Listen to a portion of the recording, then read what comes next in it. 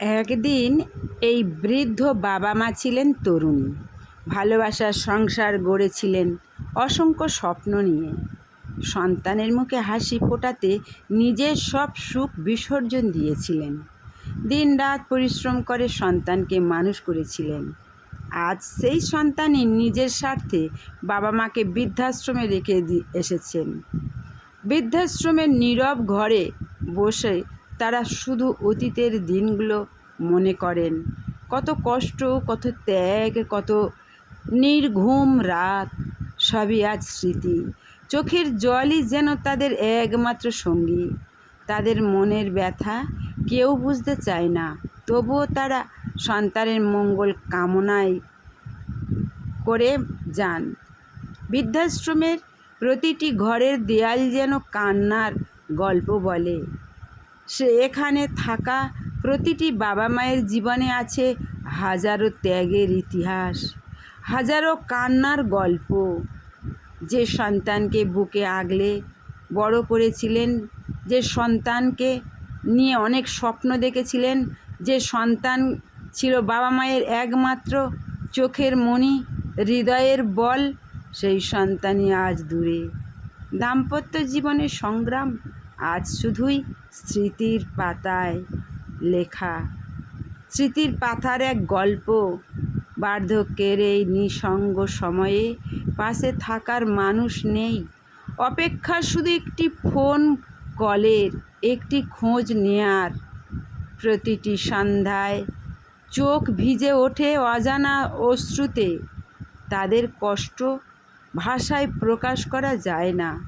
সন্তানের সুখের জন্য যারা জীবন কাটিয়েছেন তারাই আজ একা। এ যেন সময়ের সবচেয়ে নির্মম পরিহাস। একদিন এই হাতই সন্তানকে হাঁটতে শিখিয়েছিল। আজ সেই হাত লাঠি ধরে কাঁপতে কাঁপতে পথ চলে। একদিন এই কণ্ঠে ঘুম পাড়িয়ে গান গেয়েছিল। আজ সেই কণ্ঠে শুধু দীর্ঘশ্বাস আর হাহাকার যন্ত্রণা। বৃদ্ধাশ্রমের প্রতিটি সকাল শুরু হয় অপেক্ষা নিয়ে। হয়তো আজ সন্তান আসবে, হয়তো আজ সন্তান ডাকবে, হয়তো আজ সন্তান আমায় খোঁজ নেবে, এই আশায়। কিন্তু অপেক্ষা শেষ হয় না, অপেক্ষা হয়েই চলেছে। ভালোবাসা কখনো বুড়ো হয় না, কিন্তু মানুষ ভুলে যায় বাবা মায়ের হৃদয় আজও সন্তানের জন্যই ধড়পড় করে। এটাই নিঃস্বার্থ ভালোবাসার সবচেয়ে বড় পরিচয়। মা নিজের ক্ষুধা লুকিয়ে সন্তানকে খাইয়েছেন। বাবা নিজের স্বপ্ন ত্যাগ করে সন্তানের ভবিষ্যৎ গড়েছেন। আজ সেই বাবা মা বৃদ্ধাশ্রমে বসে নীরবে কাঁদেন। তাদের চোখে ভাসে ছোট্ট সন্তানের মুখ।